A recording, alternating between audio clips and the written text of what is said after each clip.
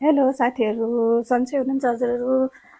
मेरो चाहिँ बुढा र बाबु कहाँ जानुभयो भनेर थाहा पाउनको लागि चाहिँ हजुर लास्टसम्म हेरिदिनु होला मेरो भिडियो।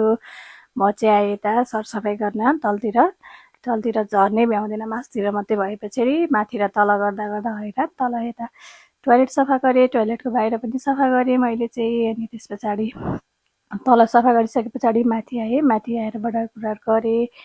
बडारकुरार गरिसके पछाडि फेरि मैले चाहिँ पोछा लगाएँ माथि। अनि पोछा लगाइसकेँ मैले चाहिँ यसरी है साथीहरू। अनि हजुरहरूको बिहानको ड्युटी हजुरको नि यस्तै त हुन्छ नानीलाई, है मेरो पनि यस्तै हुन्छ। बाबुहरूलाई खुवाइपियाइ गरिसके पछाडि चाहिँ मेरो सरसफाइ कार्यक्रम हुन्छ। अनि त्यस पछाडि यता आएर मैले बाबुको कपाल कोर्दै।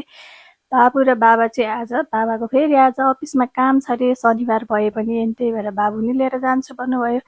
त्यही भएर मैले चाहिँ बाबुलाई रेडी गरिदिएँ। अनि बाबुलाई रेडी गरिदिएर चप्पल लगाइदिँदैछु। चप्पल लगाएर मैले पठाएँ बाबा छोरालाई चाहिँ। अब म बाबा छोरालाई पठाइसके पछाडि चाहिँ यता सानो छ फेरि, यसलाई साथलाई सुताउँछु। अनि सुताउँदै अनि यता फेरि कपडा फेरि हिजो अस्तिदेखिको धोएर सुकाएर राख्दा राख्दा यति धेरै भइसकेको थियो। अब यसलाई पनि पट्याइवरी राख्छु म। हजुरहरूको बिहान कसरी बित्यो त हजुरहरूले नि कमेन्ट गर्नु होला। मेरो त बिहानको ड्युटी यस्तै हो। म चाहिँ चिया खाँदै लुगा पनि पट्याएँ। अब यस पछाडि चाहिँ मेरो खाना पकाउने ड्युटी सुरु हुन्छ। बाबुलाई सुताएर, बाबु चाहिँ सुते छैन है अहिलेसम्म पनि। हस् ल, मेरो भिडियोहरू फुल वाच गरिदिनु होला। बाई बाई साथीहरू सबैजनालाई।